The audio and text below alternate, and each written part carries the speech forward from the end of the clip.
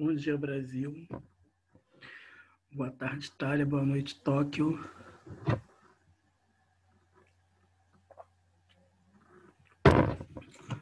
Ô, gente, onde que nós paramos em literatura aí?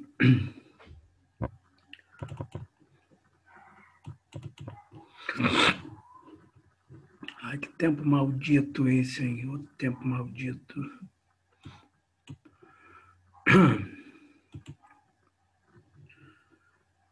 Deixe-me ver.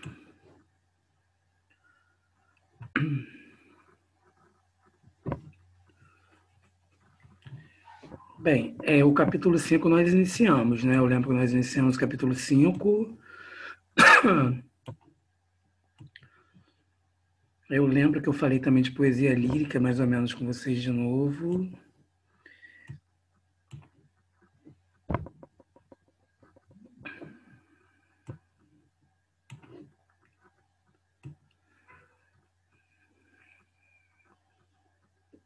Gente, a página 66 eu acredito que não, né? 66 nós não fizemos, né? Acho que nós fomos até a 65, não é isso?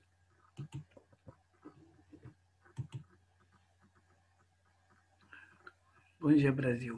Bom dia, bom dia. Quantos pontos você coloca numa frase, Breno? Ah, desculpe, eu sou professor de literatura. Hoje. Estuda a bandeira aí, Rafael.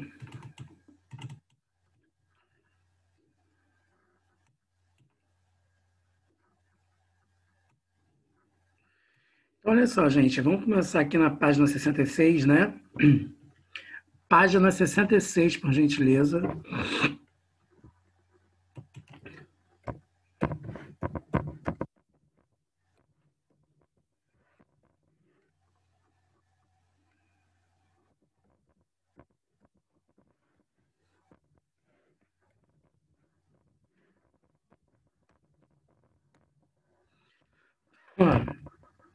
Como é? 266, gente, acho que eu tô maluco, né? Não, é 66, né? É página 66.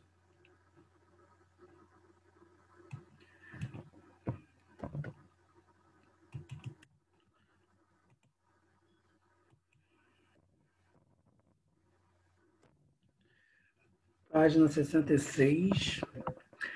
Então, olha só, turma, vamos começar, né, mais ou menos aqui, não sei se vocês já ouviram, um poema de Casimiro de Abreu, onde ele fala: "Oh, que saudades que tenho da aurora da minha vida, da minha infância querida, que os anos não trazem mais. Que amor, que sonho, que flores, naquelas tardes fagueiras, à sombra das bananeiras, debaixo dos laranjais."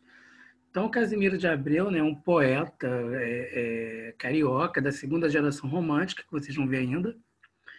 O título de sua principal obra, Primaveras, alude à juventude do autor, que morreu de tuberculose aos 21 anos de idade. Seus poemas mais conhecidos são Meus 8 Anos, Amor e Medo e A Valsa. Então vamos dar uma olhadinha aqui, né, gente? Ó, que saudades que tenho da aurora da minha vida, da minha infância querida, que os anos não trazem mais. Que amor, que sonho, que flores naquelas tardes fagueiras, à sombra das bananeiras, debaixo dos laranjais. Bom dia, Gabriel. Então, aqui no caso, turma, ó, dessa característica decorrem todas as outras, né? O tempo presente, a pequena extensão do texto, a musicalidade, o ritmo muito marcado, a linguagem extremamente conotativa e ambígua.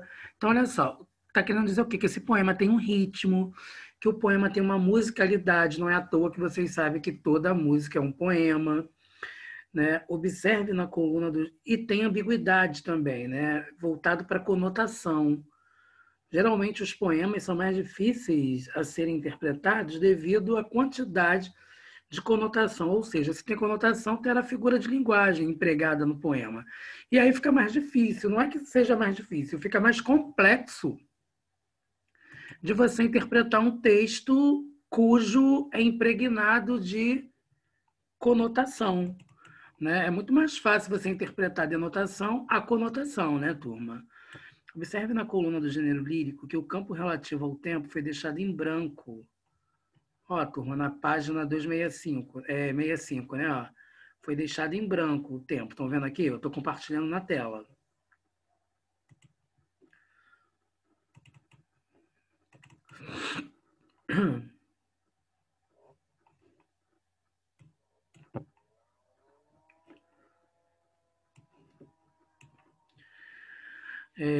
Que o campo relativo ao tempo foi deixado em branco. A forma verbal predominante nos poemas líricos é a do presente, mas a rigor não se pode falar de tempo, não no mesmo sentido em que se fala nos outros gêneros. Enquanto expressão da subjetividade, não há na lírica o fluir do tempo, na direção do futuro, mas um presente absoluto que se renova a cada leitura. É o tempo da vivência interior, da lembrança sempre atual e plena. Pode-se dizer que na lírica há uma suspensão do tempo, tanto que é atemporal, né, turma? É importante sempre ter em conta que os gêneros literários constituem uma classificação criada a partir da observação das obras literárias existentes. Não são, portanto, fórmulas ou regras a que os autores devem se sujeitar. As características podem se misturar de tal modo que fica difícil definir o gênero que determina a obra a que determinada obra pertence.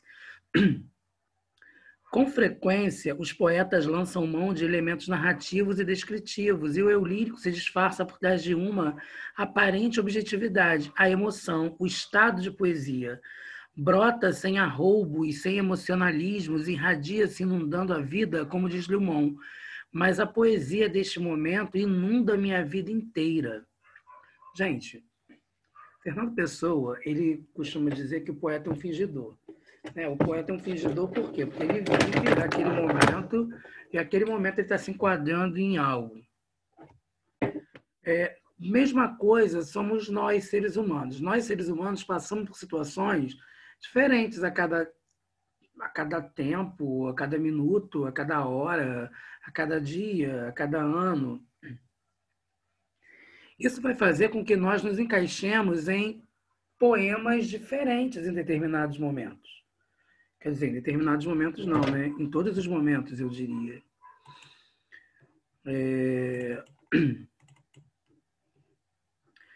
A estrofe emocional de Casimiro de Abreu fala das bananeiras e laranjeiras.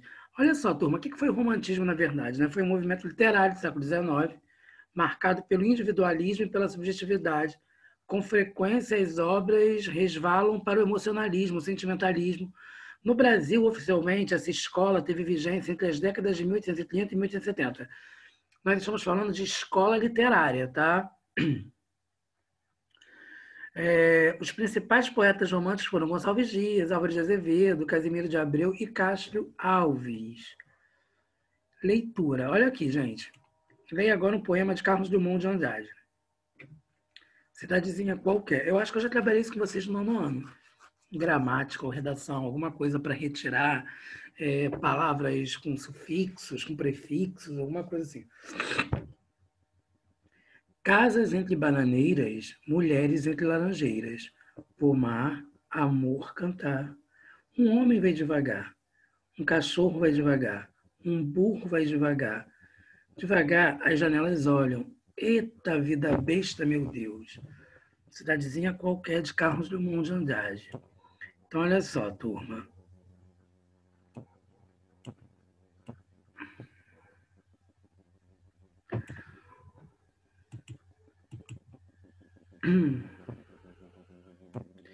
Neste poema, a linguagem é predominante descritiva.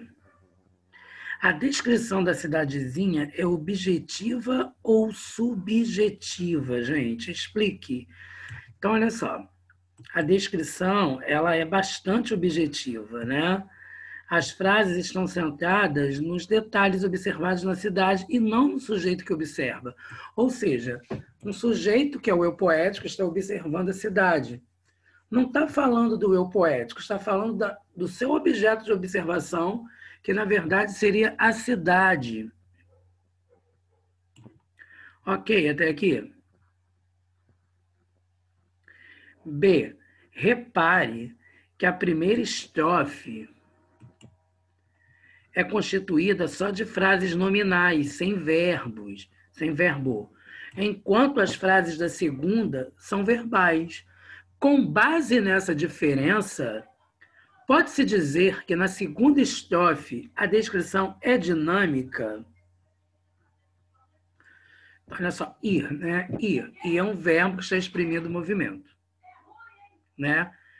A descrição não se torna dinâmica na segunda estrofe, né? A repetição do verbo e do advérbio conotam lentidão, ou seja, a ênfase não é dada ao movimento, ao dinamismo, mas é lentidão, certo? Gente, tem uma vizinha louca aqui gritando, feito uma retardada, sabe? Uma mulher maluca. Ai, deve ir pro hospício. Observe como são formadas frases, versos, nas duas primeiras estrofes. O que chama a atenção no modo como foram estruturadas. Então, olha só. As frases formadas com repetições de estruturas nos dois primeiros versos têm substantivo, mais preposição, mais substantivo.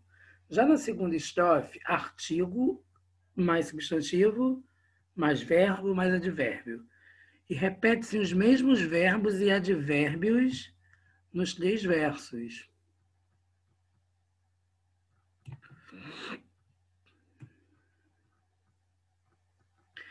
D. Que sensação desperta no leitor a descrição e a linguagem utilizada pelo poeta? Bem, gente, é uma cidadezinha qualquer, né? Quando ele fala as janelas abrem devagar, né? As portas abrem... Não tem uma coisa dessa? Como é isso, lembra? Não, um homem vai devagar, devagar as janelas olham, um burro vai devagar, tudo acontece devagar. É como se ele estivesse num lugar interior, né? Como se ele estivesse, não, gente, ele está, né?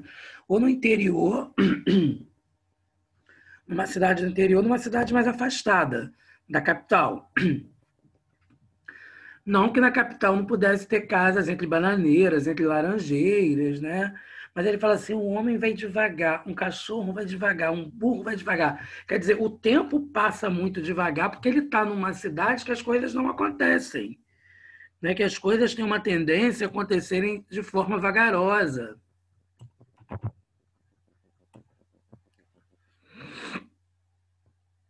Então, no caso, né?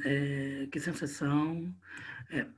monotonia, vazio, pasmaceira, né? A sensação de que nada muda, de que tudo é sempre lento e sempre igual. Eu acho que a impressão que vocês têm até da Sulacap, né? Que vocês falam da Sulacap, vocês falam tão mal da Sulacap.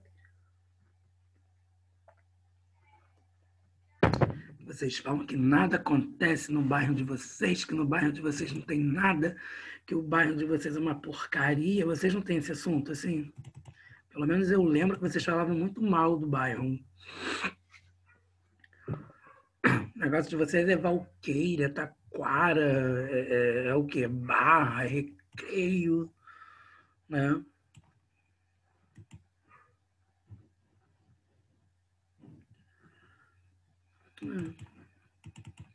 Ó, o último verso é o que mais revela a presença do eu lírico no poema. Que efeito ele produz no leitor, turma?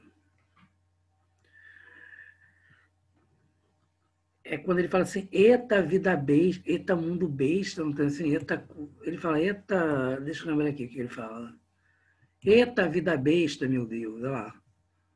Porque ele acha que a vida dele não é nada, né, gente? Que a vida dele não acontece, que a vida dele não anda, não tem movimento na vida dele. Né? Seguinte, o mundo é pequeno, tudo isso sabem de tudo. Ah, mas horrível, uma fofocada só que eu já percebi.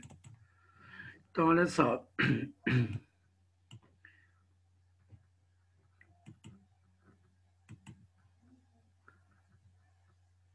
Araruama também, Rafael.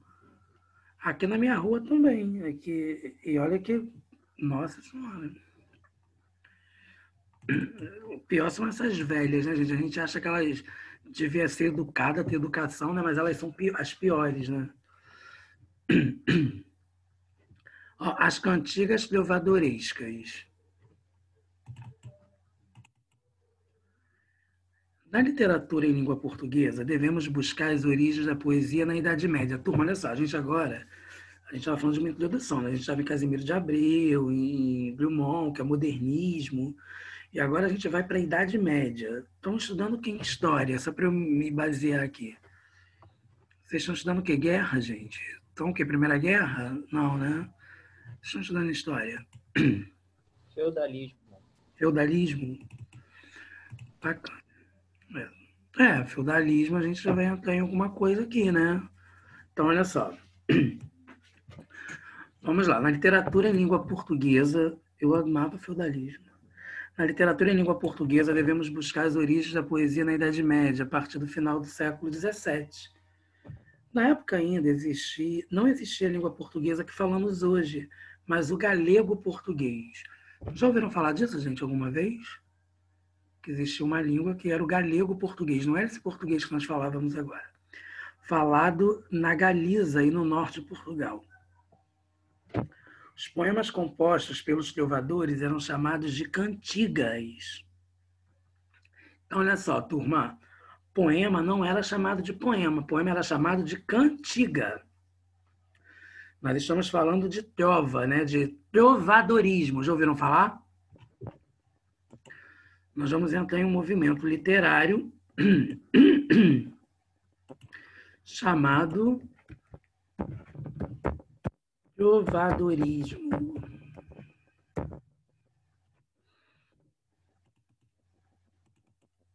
Então, olha só, turma. Não era chamado de poema, era chamado de cantigas, né? As chamadas cantigas de amor, desculpem, os poemas compostos pelos trovadores eram chamados de cantigas porque não se destinavam à leitura, mas a serem cantados em público e acompanhados por instrumentos musicais. As chamadas cantigas de amor, meu Deus, que inferno, gente.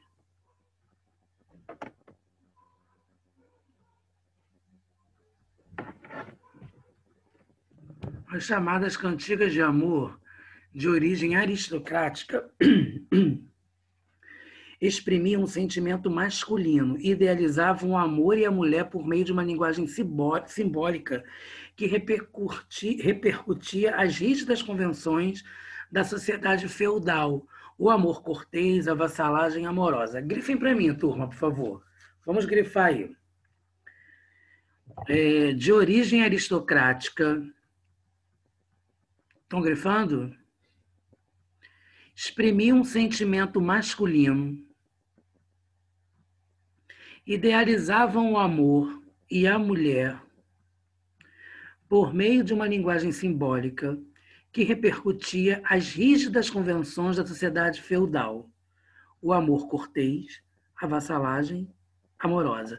Gente, olha que incrível, cantigas de amor, né? O que você imagina? Já que a cantiga de amor é algo mais sensível, o homem é machão, o homem não chora.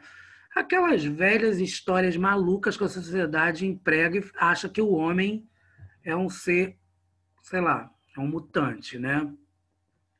E aí, turma, está dizendo exatamente o quê? Que as cantigas de amor eram expressas por sentimento masculino. Estão percebendo, gente, o que eu estou falando? Né? E ele estava repercutindo o quê? As rígidas convenções da sociedade feudal, né? Agora, então nós vimos as cantigas de amor. Agora as cantigas de amigo. De origem popular, exprimiam os anseios amorosos da mulher. Eram mais realistas e seus temas refletiam as vivências cotidianas da população rural e urbana. Então, olha só. Vamos lá. Cantigas de amor era de origem aristocrática, era aristocracia. Cantigas de amigos já era origem mais voltada para o universo popular. Enquanto as cantigas de amor exprimiam o sentimento do homem, as cantigas de amigo exprimiam o sentimento da mulher. Certo? E eram mais realistas, enquanto as cantigas de amor eram mais subjetivas, eram mais idealizadas. E os temas das cantigas de amigo sempre refletiam em vivências do cotidiano da população rural, tanto da população urbana. Grifem para mim, primeiro ano. Origem popular. Exprimiam os anseios amorosos da mulher, eram mais realistas e seus temas refletiam as vivências cotidianas da população rural e urbana.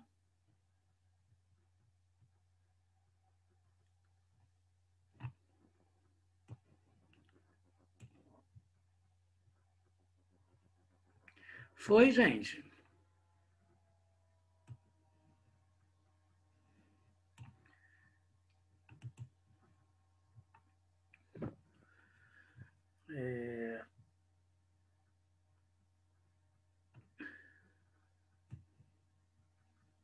Gente, vocês grifaram o que eu pedi?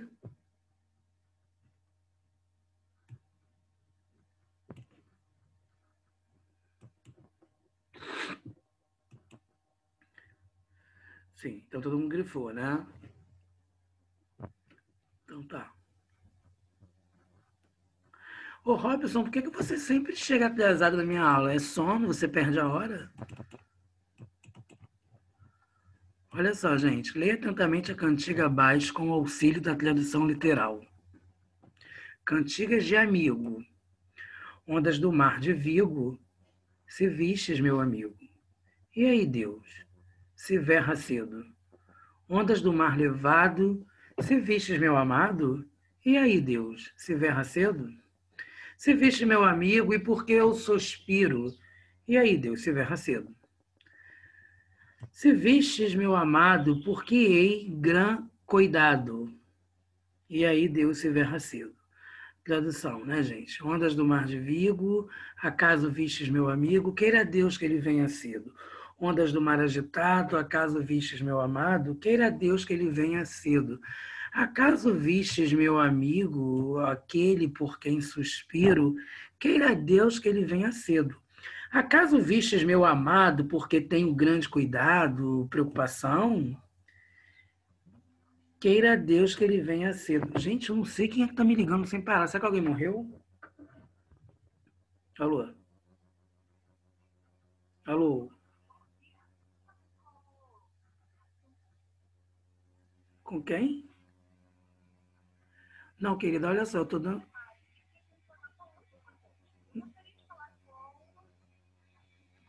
Não, olha só, meu nome não é esse, eu vou te processar. Eu tô dando aula e você está me incomodando. Tá? Eu gostaria que você não me ligasse mais, por gentileza. Você é digno de processo. Tá? Não, não sou eu.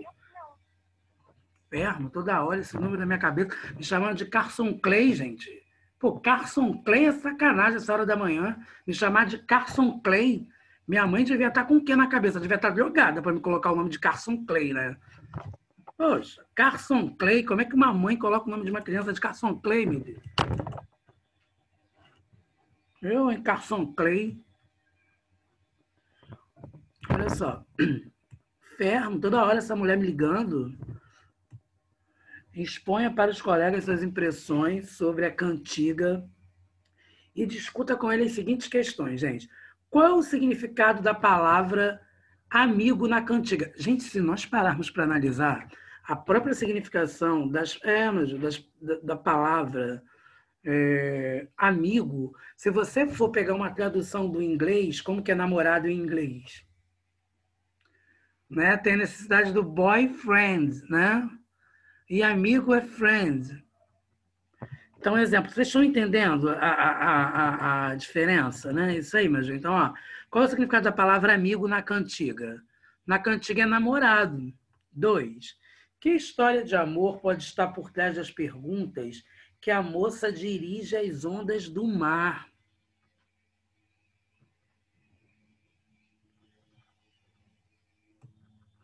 Ó, gente, o livro está dando essa resposta aqui. Vamos refletir sobre. Os alunos podem imaginar histórias de amor, mas é importante que formulem hipóteses ancoradas nos índices dados pelo texto. Então, exemplo, o namorado está ausente e ela, preocupada, quer notícias. Ele pode ter partido para a pesca, ou em viagem comercial, ou mesmo para a guerra. Seu gran cuidado sugere que ele já deveria ter voltado, ou que sua viagem oferece riscos. Concordam, gente? Alguém tem uma outra hipótese? O primeiro ano, vocês estão acordados? Vocês estão prestando atenção no que eu estou falando?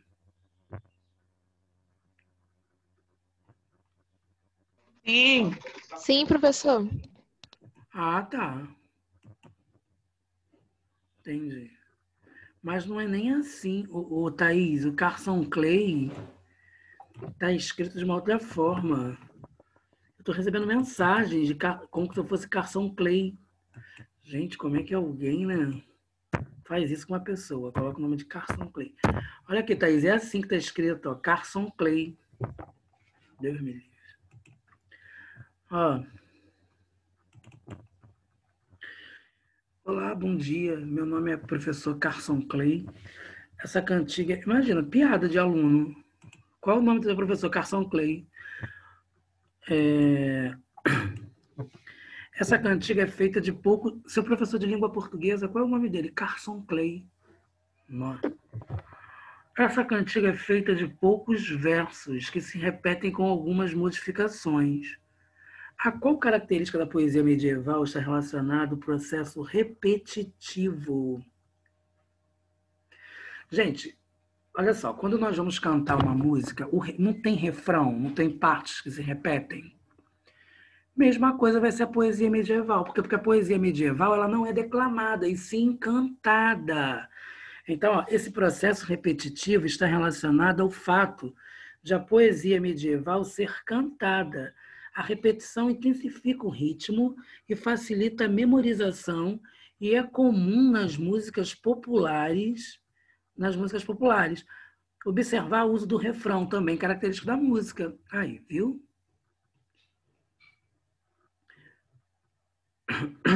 Alguma dúvida até aqui? Não. Querem um tempinho para tirar print? Ou copiar, sei lá? É.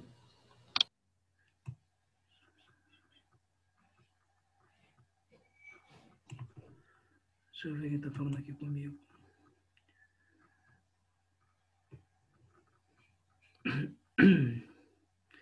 Mesma coisa que fizeram isso comigo, desconhecido conseguiu meu número. Perguntando se eu me lembrava dele como a cara da Tatu, como prova ele enviou uma. Bruno, o Breno. Ontem, Breno, aconteceu isso com uma avó minha. As pessoas, elas não sabem se comunicar. Veja isso, Breno. Minha avó tem 74 anos. Aí, ligaram para minha avó e falaram assim: a foto de uma caveira, uma moeda com uma caveira escrito Sepultura. Aí a pessoa ligou para minha avó, mandou mensagem no WhatsApp para minha avó assim: benção, vó. Feliz resto de segunda-feira. Ha, ha, ha, ha. Minha avó ficou apavorada, minha avó me ligou na hora.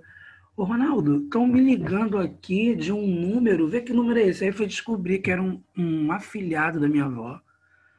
Gente, o que o cara devia falar? Boa noite, madrinha. Aqui é o Luciano, o nome dele é Luciano. Boa noite, minha madrinha. Aqui é o Luciano. Como é que a senhora está? Tô passando para isso, isso, isso. Quase que mataram a velha, gente. Isso é uma sacanagem, né? Uma sepultura com uma caveira. O que a pessoa vai entender? Gente, numa segunda-feira, 11h30 da noite, eu recebi uma mensagem com uma caveira de sepultura. Será que todo mundo vai saber que existe uma banda, né? Chamada Sepultura? A pessoa não se identifica. Aí teve uma outra retardada ontem que mandou uma mensagem para mim assim no WhatsApp. Cestas básicas, estamos doando. Assim. Por isso que eu coloquei lá. Não me chamem ontem no WhatsApp, no meu status. Aquilo é um inferno. As pessoas acham que você não tem o que fazer. Deve ser pegadinha do malandro. Maria Júlia é sempre a primeira a bisbilhotar o meu status.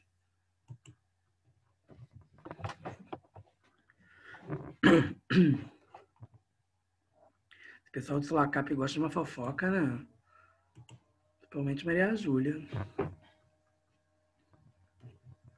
Gente, eu não consigo entender o que é isso. Porque eu não fico nessas maluquices de... Eu sou super discreto com a minha vida, então eu não tenho essa coisa de ficar... Isso não é muito a minha praia, não.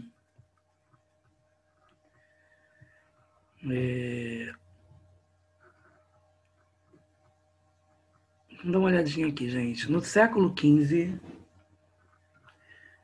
deixa eu ver aqui que trabalho é esse aqui que eles estão pedindo aqui.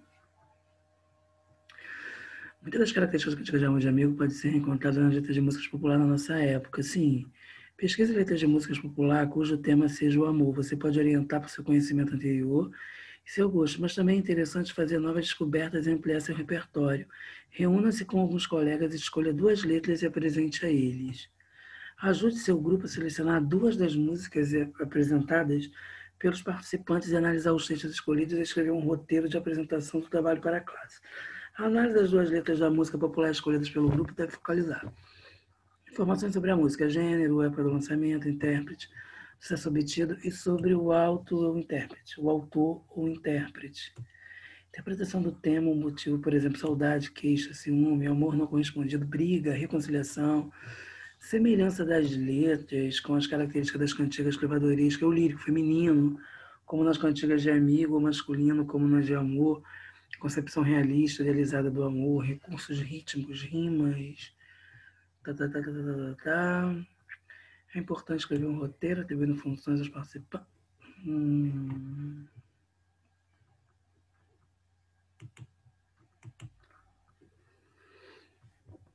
Mas eu vejo todo mundo, porra, tá bom, parar, começação, na página. Deixa eu falar aqui, gente. Depois que eu troquei o número, todo dia me ligam procurando uma Renata. E teve um dia que eu comecei a conversar com uma pessoa sobre a escola.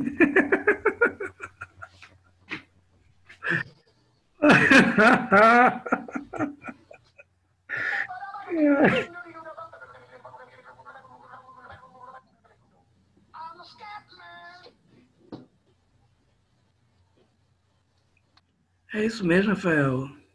Daqui a pouco o Rafael vai cantar pi, papá, para, pu. Papá, para, pu, i, papá, para, pu. Essa que me faltava. Não sou seu professor de inglês.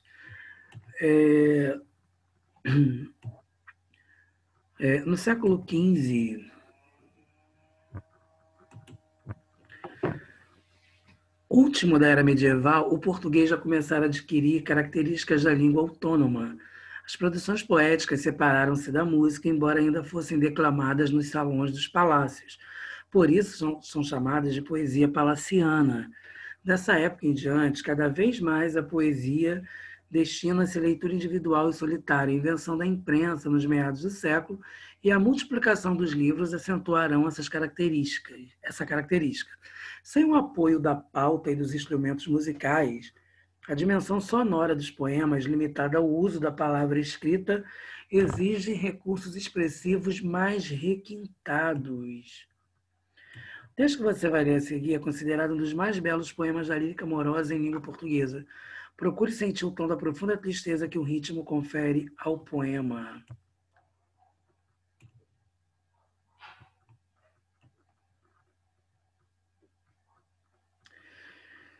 Então, olha só, gente. Cantiga sua partindo-se. Senhora, partem tão tristes meus olhos por vós, meu bem, que nunca tão tristes vistes outros nenhuns por ninguém. Tão tristes, tão saudosos, tão doentes da partida, tão cansados, tão chorosos, da morte mais desejosos 100.000 vezes que da vida. Partem tão tristes os tristes, tão fora de esperar bem, que nunca tão tristes vistes outros nenhuns por ninguém.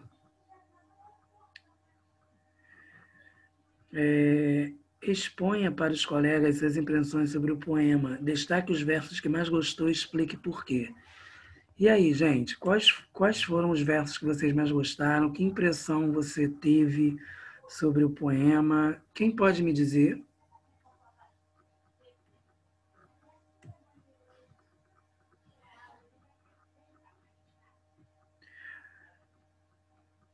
Primeiro ano, não sei se vocês perceberam, mas eu estou falando com vocês.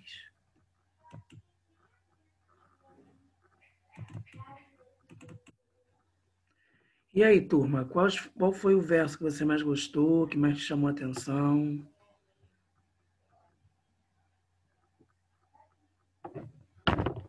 Primeiro ano, eu estou falando com vocês. Deixa eu continuar com essa palhaçada de não me responderem.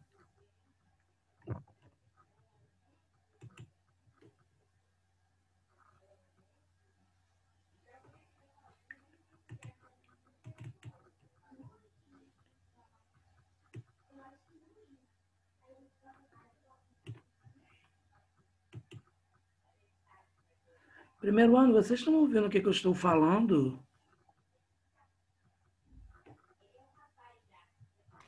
Repete, por favor, não ouvi.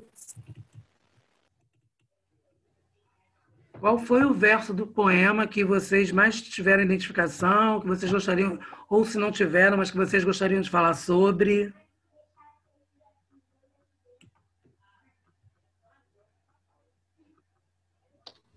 Acho que ninguém quer falar, não.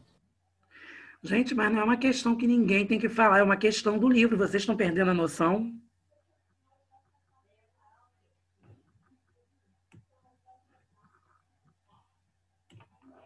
Gente, que isso?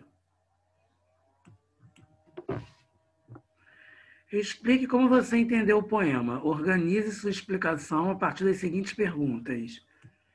Qual é a situação causadora de sentimentos expressos pelo... Gente, olha só, quando vocês forem assistir a aula, vocês venham preparados para participar da aula. Porque se é para vocês ficarem quietos dormindo, vocês ficam dormindo, né? É complicado o professor precisar de uma resposta e vocês ignorarem a pergunta do professor, né, primeiro ano? Que é isso, gente? Vocês estão perdendo a noção? Eu fazendo uma pergunta e vocês me ignorando, e ainda me perguntando o que eu estou perguntando. Vocês estão aí, primeiro ano, do outro lado? Ou vocês estão dormindo? Ah, nunca vi isso. Tá bom, chega. Acabou a aula. Acabou, tá? Acabou a aula. Ah, eu nunca vi isso.